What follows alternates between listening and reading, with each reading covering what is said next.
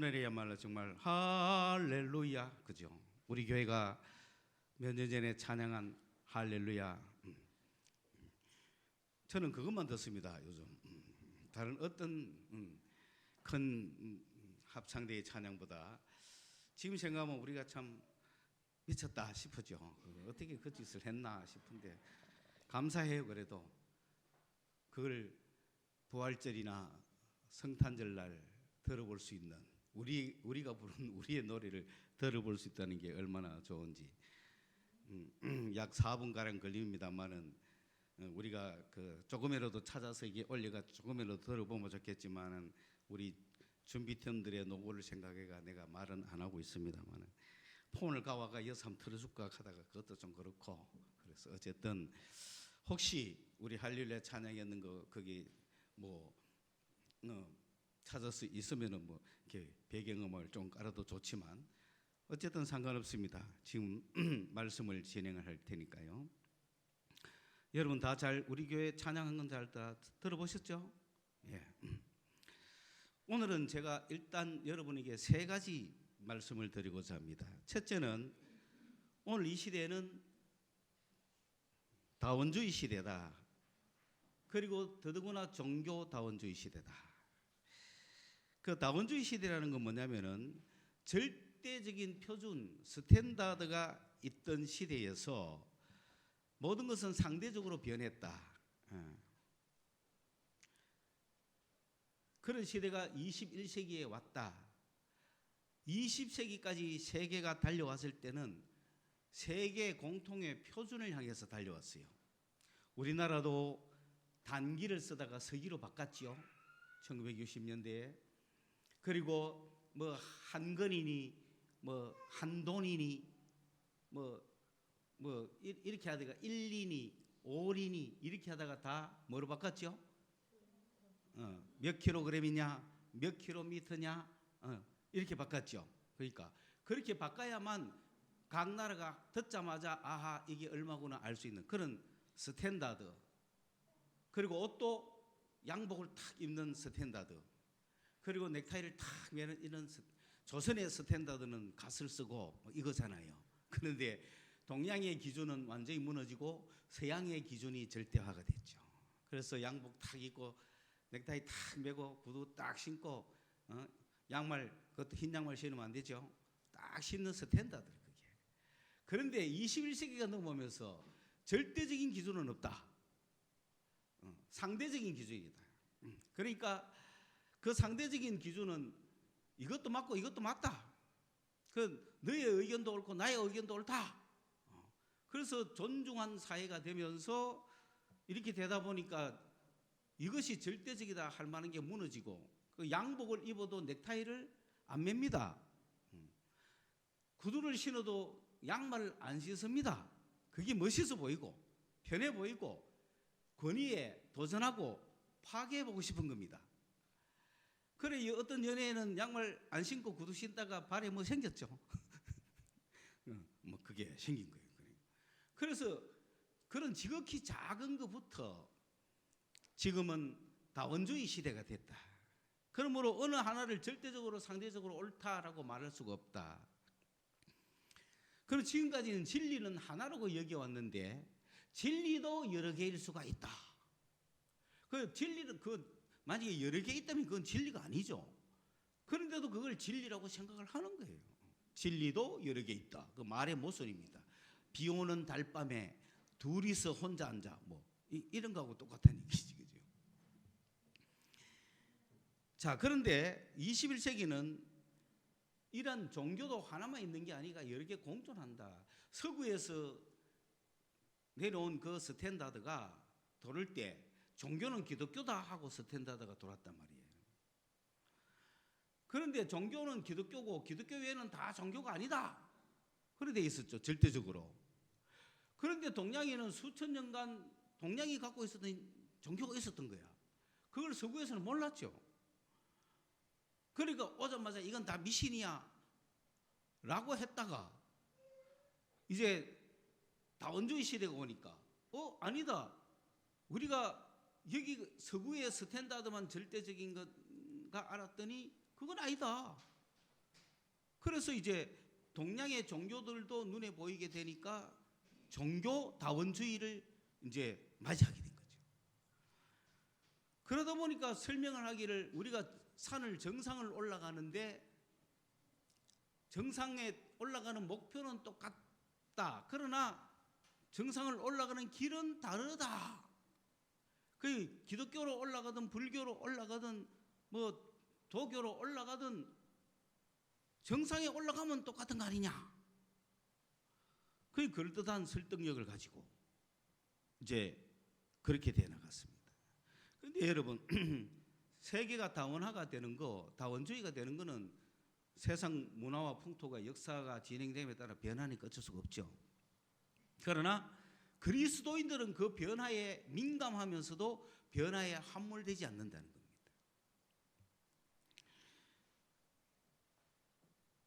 그러다 보니 어느 시대를 맞이해도 기독교는 그리스도인들은 그 세상에 휩쓸려 가지 않고 오히려 세상을 변화시키고 세상을 주도해야 하는 그런 사명을 가지고 살아가는 겁니다. 그러므로 이런 종교다원주의 시대를 맞이했을 때 우리는 뭐라고 해야 되는가? 맞다. 불교를 하든 유교를 하든 도교를 하든 뭐 어떤 도를 닦든 자기가 각자 믿는 종교를 향하여 신을 찾아가라 라고 기독교가 이야기해 줘야 되겠냐? 아니죠. 그렇다고 그런 사람들 다 무시하면서 아니야 우리만 오라 그러면은 막 또 비난을 당하고 이 현실 사회에 적용하지 못할 수가 있다는 거죠. 그렇기 때문에 그리스도인들은 다원주의 사회를 잘 이해하고 잘 이해하면서도 이 변화된 문화 속에서 그리스도인들은 어떻게 우리의 정체성을 가지고 그들을 향하여 계속 나아갈 수 있을까? 이런 다원주의 시대를 리드할 수 있을까? 그러한 고민을 하면서 이 시대를 우리 그리스도인들은 살아야 되는 겁니다. 그러다 보니까 이제 서구에서 들어온 기독교가 동양의 사상이나 동양의 교육이나 동양의 어떤 책들 뭐 사서삼경이다 뭐 논어다 맹자다 이런 책들보다 그 책을 읽어가 커왔던 우리 민족에게 기독교라는 세계가 들어오니까 굉장히 훌륭했습니다. 좋았습니다. 그래서 그들은 기독교인이 됐습니다. 기독교인이 됐지만 그들이 성장하기까지는 동양의 사상과 철학을 공부했잖아요. 그러므로 동양의 사상과 철학을 잘 갖고 있으면서 성경을 통해서 기독교를 받아들이니까 기독교와 동양 종교를 잘 구분할 수 있었습니다. 그게 정상이라는 거죠.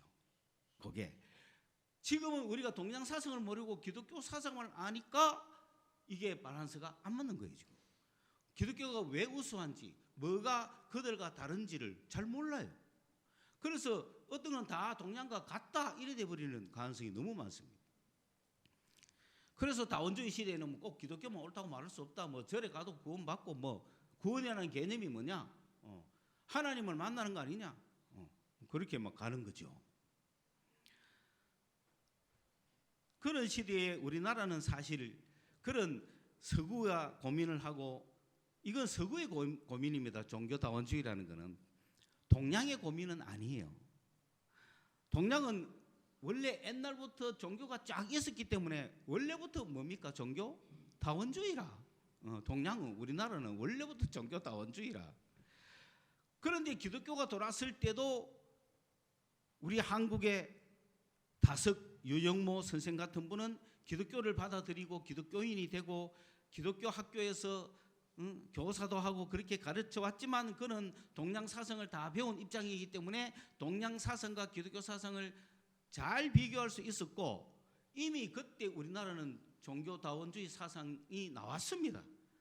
벌써 1930, 40년대에 우리나라는 그거를 이제 서구 유럽이 나중에 이제 이야기를 하는 거죠. 그때 유영무 선생이 뭐라고 했냐면은 야 논어와 맹자와 사서삼경들을 읽어봐라. 거기에서 말하는 그 모든 논리와 그 주역에서 말하는 그것이 바로 성경과 일맥상통한다. 주역에도 보면은 그가 내 안에 내가 그 안에 있을 때 우리는 하나다 이런 이야기 주역에 막 나오거든요. 그러니 올바르게 사는 것이 뭐냐? 위를 향하여 사는 것이고 하나님을 찾아 나가는 것이 올바른 삶이다. 뭐 그런 게 주역이 다 있대 이 말입니다.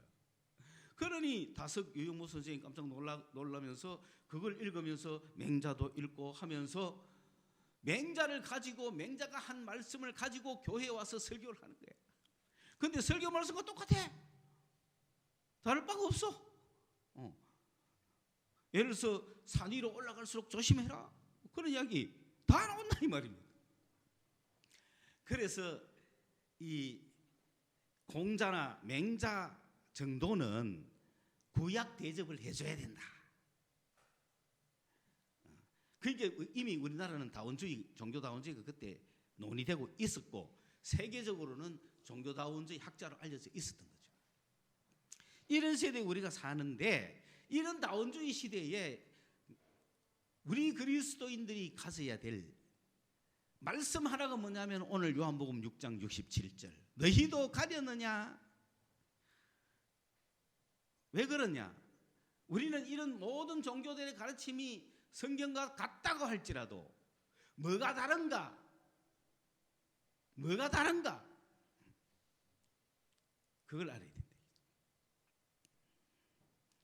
그러므로 이 종교다원주의를 통과하는 여러분은 요한복음 6장 67절을 기억해라. 뭐라고 했습니까? 예수께서 12제자에게 이르시되 너희도 가려느냐? 그때 뭐라고 말합니까? 시몬 베드로가 대답하되 주여 영생의 말씀이 주께 있사오니 우리가 누게로 가오리까? 아무리 종교다원주의가 많아도 우리는 갈 데가 있어요 없어요? 없는 거예요. 할렐루야. 이게 여러분 종교다원주의 시대가 이대에 여러분이 가져야 될 것입니다.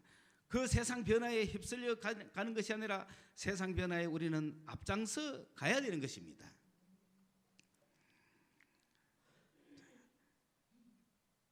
그러니 여기서 우리는 정말 종교다원주의 시대에 너희도 가려느냐 이 말씀을 문자적으로 딱 보면은 너희들은 간다는 얘기는 뭐냐면은 예수를 완전히 떠나가서 딴 데 가버린다는 뜻이에요. 뭐 잠깐 갔다 오는 게 아니라 예수를 버리고 간다는 얘기예요. 너희들은 가버리는 것을 원하지 않겠지? 그렇게 말한 거예요. 원문상. 그 주님은 너희들은 안 갈 거를 확신했습니다. 왜? 왜 확신했을까요? 나는 여러분이 주님을 떠나지 않을 것을 확신합니다. 왜? 여러분이 주님께로부터 받은 뭔가 있을 거기 때문에. 그게 바로 레마라는 거죠. 영생의 말씀이라는 거예요. 주님이 주시는 말씀을 받았기 때문에 여러분 떠날 수가 없는 거예요. 영원한 생명의 레마가 당신이 가지고 있다 이거야. 원문적으로 당신이 영원한 생명의 말씀을 가지고 있습니다. 그렇기 때문에 우리가 누구에게 가서 그 영원한 생명, 영생을 얻겠나 이 말이에요. 어느 누구를 찾아가겠나 이거. 찾아갈 사람이 아무도 없다는 거예요. 여러분도 그렇습니까? 오늘 우리는 주님의 레만을 받아야 되는 거예요.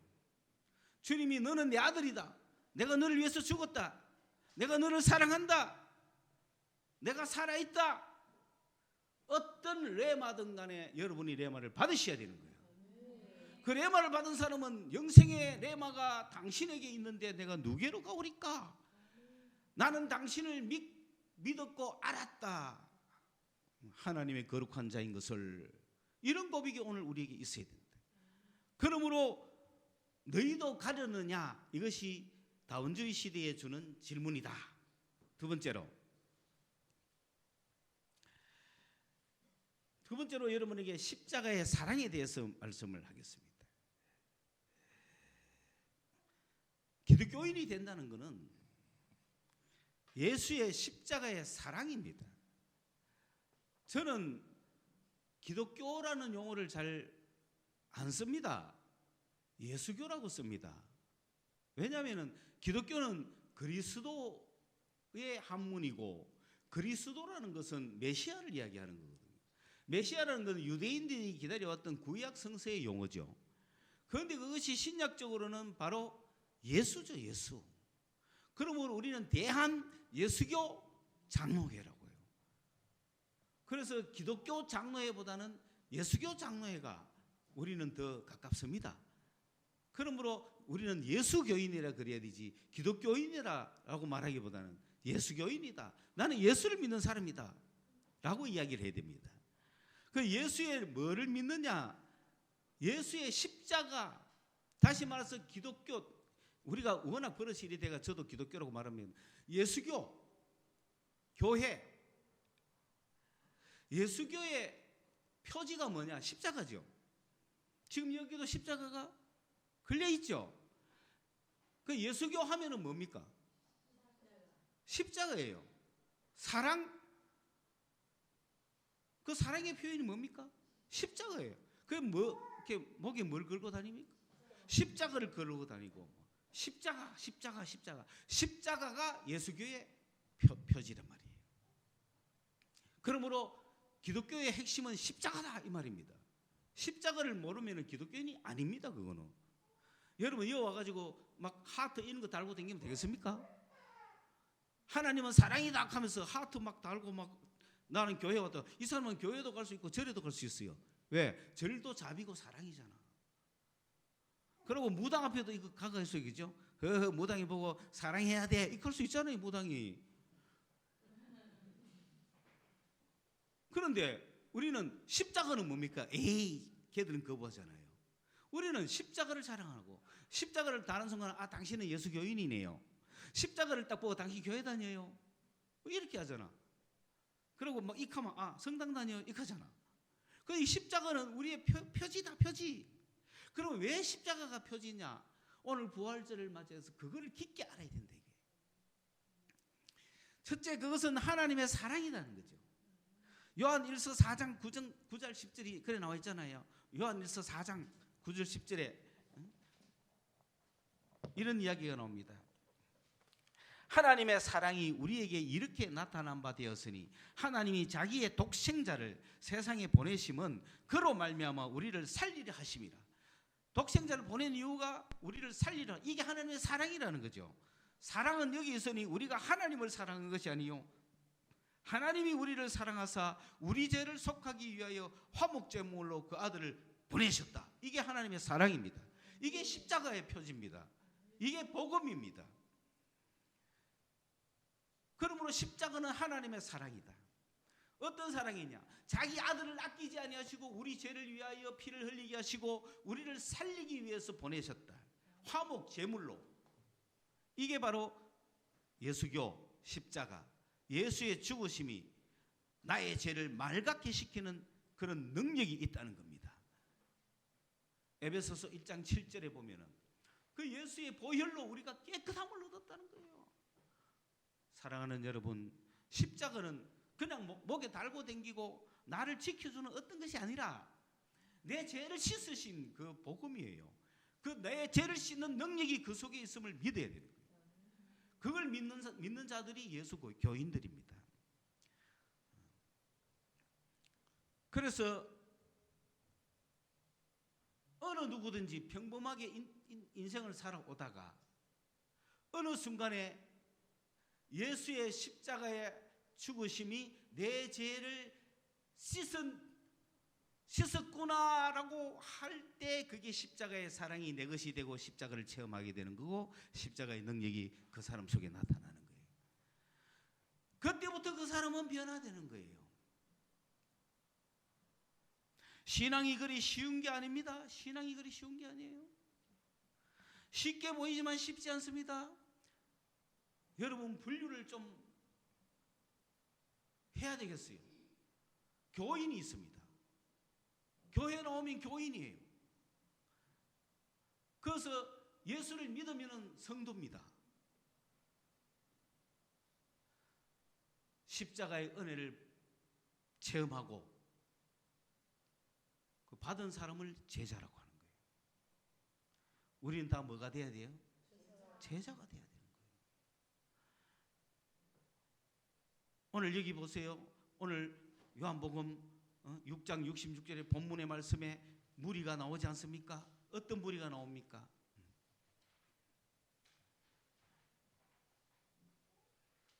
이 6장 전체가 다 요약을 해서 우리가 이야기하면 오늘 말씀에 그때로부터 요 말이 나오기 전 언제로부터냐? 요한복음 5장 1절에서 65절까지 쭉 나오는 그 내용을 요약하면은 수많은 사람이 보리떡 5개와 물고기 2마리로 5,000명을 먹인 그 사건 속에 있는 사람들이에요.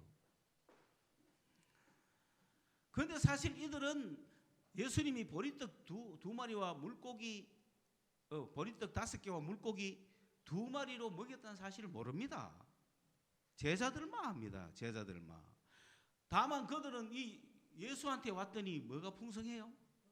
뭐 그렇게 풍성합니다. 예수만 따라다니면 먹고 살거는 거는 걱정이에요. 이게 교인들이에요. 오늘날 교회가 교인 치닫거리 하고 앉아서면 안 된다는 거죠.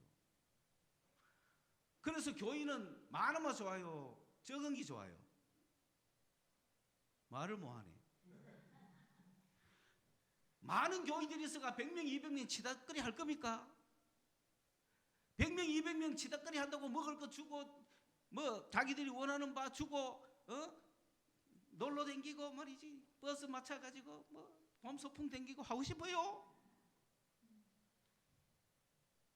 잘 생각하시고 여러분, 우리 교회 감사하셔야 되는 거야. 교인들입니다. 그들은 분명히 교인들입니다. 그래서 주님이 뭐라고 했냐면은 5,000명이나 몰려온 교인들에게 주님이 내 살을 먹고 내 피를 마셔라 이랬는 거야. 그러니까 뭐 알아듣겠어? 이게 무슨 종교야? 좀 이상하게 간다. 아이고 내가 또래이 되겠다.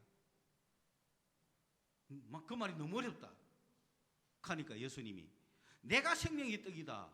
너가 아직 말씀이 없느냐? 내가 하는 말을 모르겠느냐? 그러면서 60절에 보면은 제자 중에 여럿이 듣고 말하되 이 말씀은 어렵도다. 누가 들을 수 있느냐? 그렇죠. 교인들은 지금 듣기 어렵습니다. 예수께서 스스로 제자들이 이 말씀에 대하여 수군거리는 줄 아시고 이르시되 이 말이 너희에게 걸림이 되느냐? 제자들도 지금 막 수군거리니까 걸림이 되는 거야. 그러면 인자가 이전에 있던 곳으로 올라가는 것을 본다면 어떻게 하느냐? 살리는 것은 영이니 육은 무익하다. 내가 너희 중에 말하는 것은 영이고 생명이다. 그러나 너희 중에 믿지 않는 자들이 있다.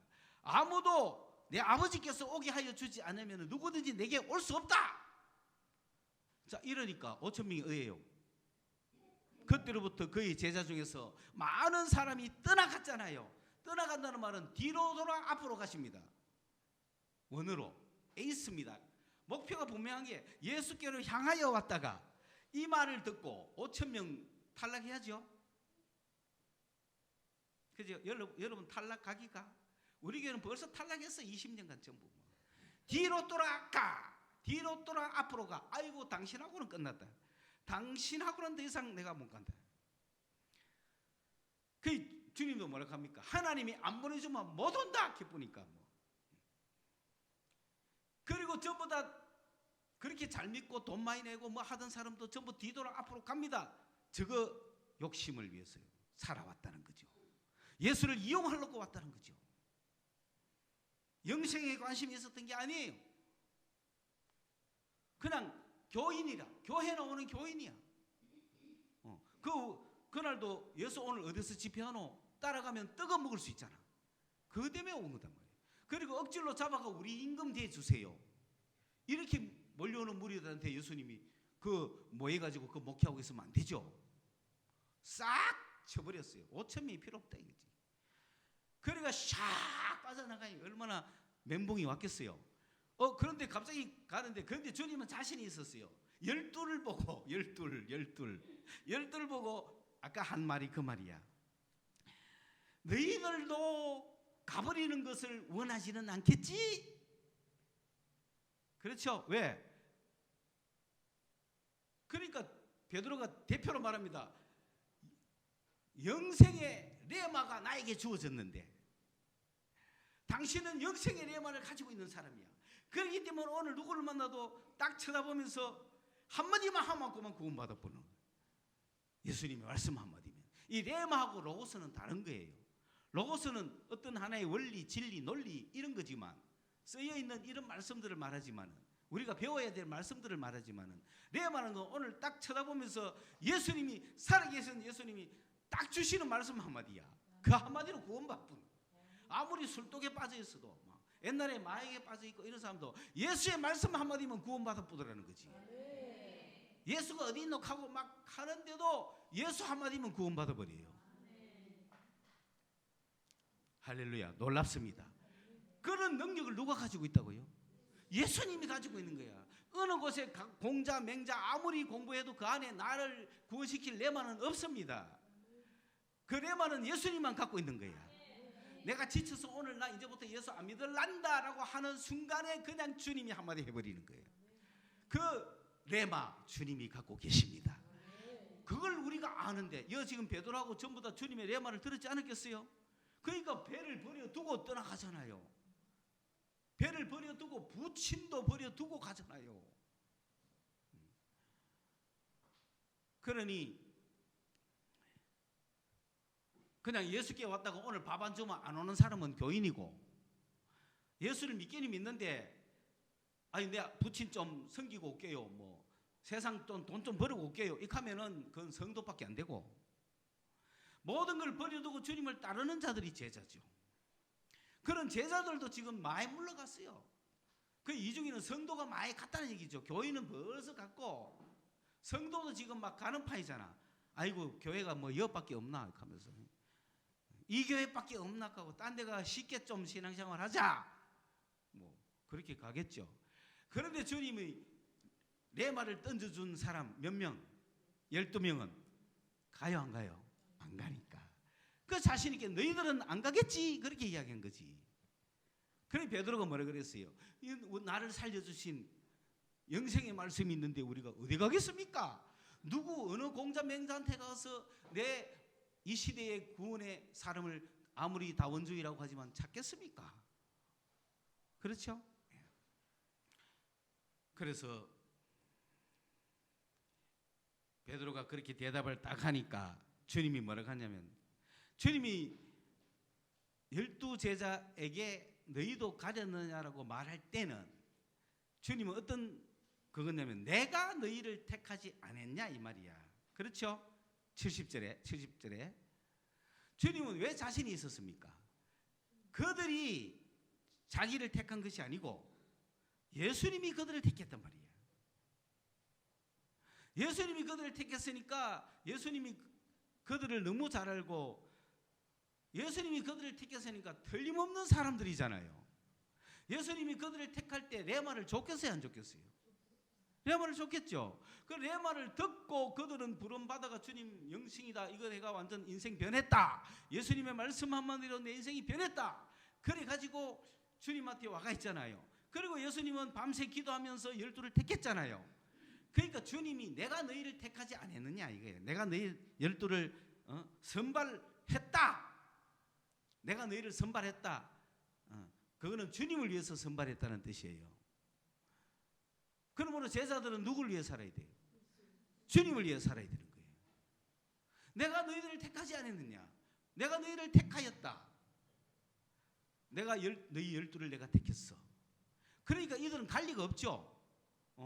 처음부터 12밖에 없었고 5천 명이 몰려온 건 저거가 몰려왔고 저거가 몰려왔다가 저거가 몰려갔어요. 그런데 12이 찢어져 가면 큰일 나죠. 12이 간다 하면 주님이 뭐랄까 뒤통수 째리면서 내가 하러 가겠죠.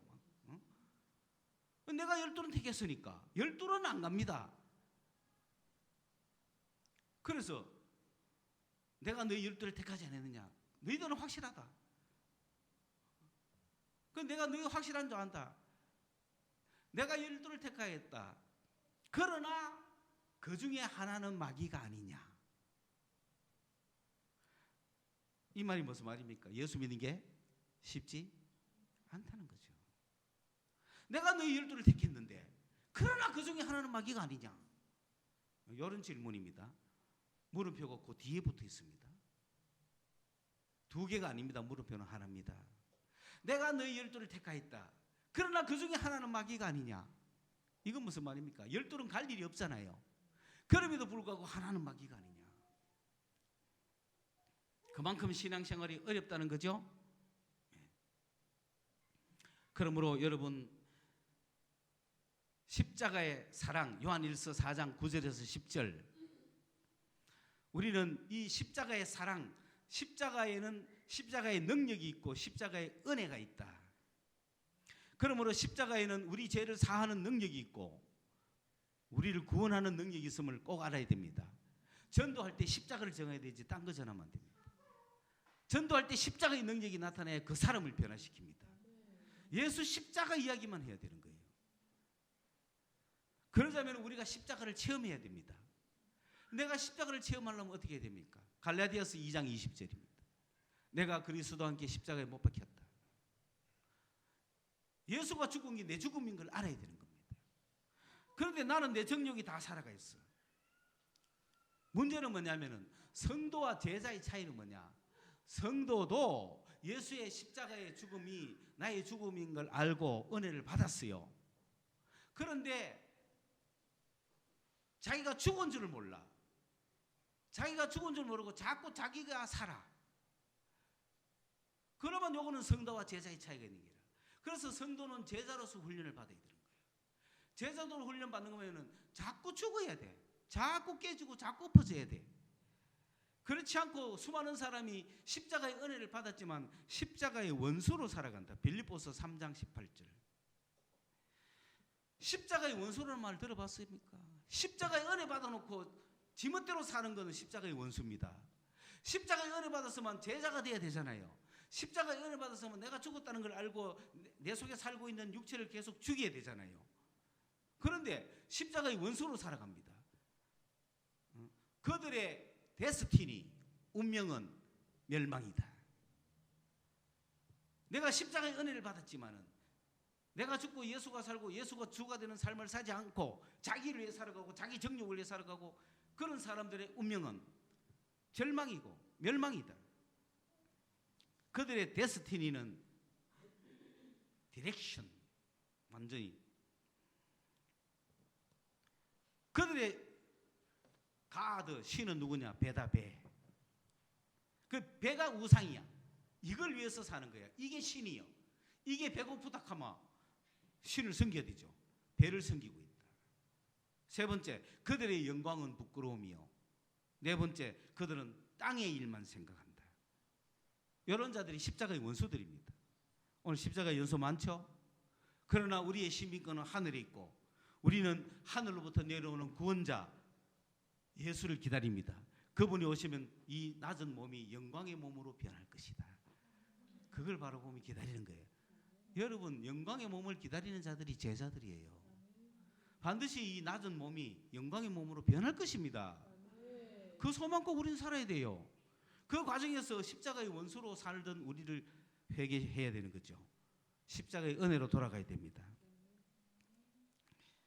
우리가 세상을 향해 갔던 거, 잘못된 성령운동, 나를 살려주신 레마의 말씀을 나에게 주신 그분께로 돌아가야 됩니다. 여러분, 한때는 십자가만 생각하면 가슴이 뭉클하고 십자가만 생각하면 눈물이 나지 않고 그랬어요? 그때로 돌아가야 돼요. 십자가, 예수 이런 이야기만 듣거나 이런 찬양만 들어도 저절로 눈물이 막 흘렀어요. 예수를 사랑해야 됩니다. 교인 여러분, 예수를 믿으십시오. 예수가 내 죄를 씻었다는 걸 믿으십시오. 그러면 성도가 됩니다. 성도 여러분, 그 예수를 사랑하십시오. 그러면 그분의 죽음이 너무나 애통하고 나의 사랑하는 자의 죽음이 너무나 애통할 겁니다. 그때 우리는 그분을 만나는 거예요. 그분을 만나면 성령께서 우리에게 충만하게 오셔서 내 인생 살아가는 그날까지 그분을 향하여 살도록 만들어 주십니다. 그러므로 잘못된 성령운동은 예수 십자가를 떠나서 능력으로 자꾸 가가지고 뭐 하려고 하는 그거는 성령과는 거리가 멉니다. 우리는 성령이 충만할수록 예수의 십자가의 그 깊은 능력으로 가는 거예요.